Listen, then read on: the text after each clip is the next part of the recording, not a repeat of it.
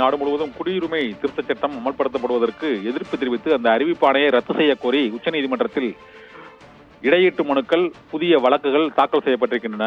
இந்த வழக்கு விசாரணையானது இன்று உச்சநீதிமன்றத்தில் நடைபெற்றது. தலைமை நீதிபதி சந்திரசூட் தலைமையிலான அமர்வு முன் குடியுரிமை திருத்த சட்டத்திற்கு எதிர்ப்பு தெரிவித்தும் மத்திய அரசு தரப்பிலும் பல்வேறு வாதங்கள் எடுத்து வைக்கப்பட்டன.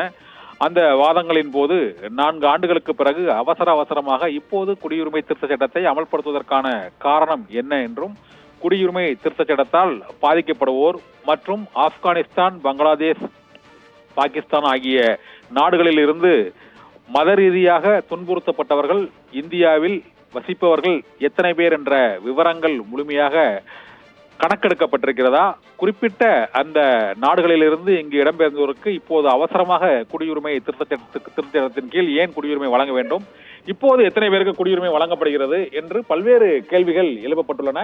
மேலும் தற்போது உள்ள சூழ்நிலையில் எவருக்கும் இந்த குடியுரிமை திருத்த சட்டத்தின் கீழ் குடியுரிமை வழங்க கூடாது என்றும் உச்சநீதிமன்றத்தில் இன்று வாதங்கள் எடுத்து முன்வைக்கப்பட்டன. இந்த வாதங்களை கேட்ட உச்சநீதிமன்ற தலைமை நீதிபதி சந்திரசூட் தலைமையிலான அமர்வு 3 வாரங்களுக்குள் மத்திய அரசு இந்த இடையீட்டு மனுக்கள் கேட்கும் கேள்விகளுக்கான விளக்கத்தை பதிலாக தாக்கல் செய்ய வேண்டும் என்று உச்சநீதிமன்றம் உத்தரவிட்டிருக்கிறது. இந்த வழக்கு விசாரணை ஆகஸ்ட் 9ஆம் தேதிக்கு ஒத்திவைக்கப்பட்டுள்ளது.